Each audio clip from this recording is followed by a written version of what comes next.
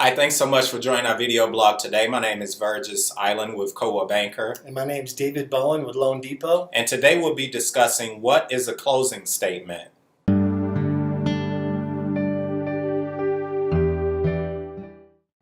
Before we get started, I just wanted to highlight two important tools on our video blog. First, for buyers, we have the full home search.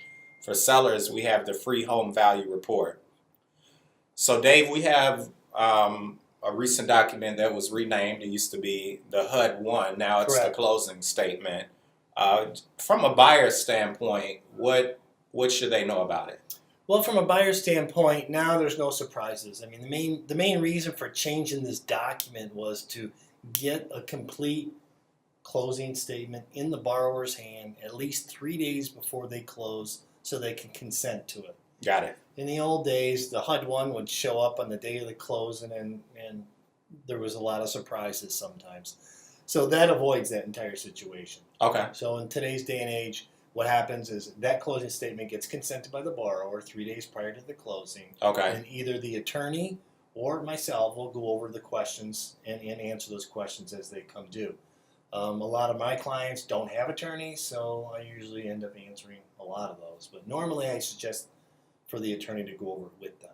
And they have the buyer's expenses or any possible credits such as closing cost credits? Well, correct. So what happens is we'll have our closing costs on there. The title company will have their closing costs on there. Got it. The credits that are coming from the seller, and especially Cook County and Illinois, you get a lot of tax credits. So usually I'll have them go over that with the attorney to make sure they're calculated correctly. Sure. Because we don't calculate that. The attorney's going to calculate that with the title company to make sure that those are correct. Perfect. And of course for the sellers, any expenses, whether it's title, if you're paying off a mortgage, those types of items will be listed on there. Survey. Right. Termite inspections. Revenue stamps to Cook County or the state of Illinois and the city of Chicago for that matter. Correct. And then of course at the end of the statement is most important for the seller because that's what their check is going to end up being. Right. and the amount that the buyer needs to bring. And depending upon the state or the county that you might be in, there might be different guidelines in terms of how much money or how much of a cashier's check you can bring in. Sure. So if it's over a certain amount, typically you'll have to wire those funds into the title company. And when it comes to wiring funds, you would always go directly to the title company for that wiring information.